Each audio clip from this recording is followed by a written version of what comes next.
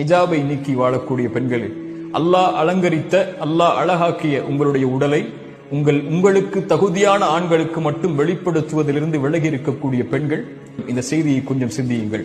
அப்துல்லா இப்னு Abbas ரலியல்லாஹு அன்ஹு அவர்கள் சொன்னார்கள், தன் தோழரை பார்த்து, சொர்க்கத்தின் பெண்ணை உனக்கு அறிவிக்கவா என்று.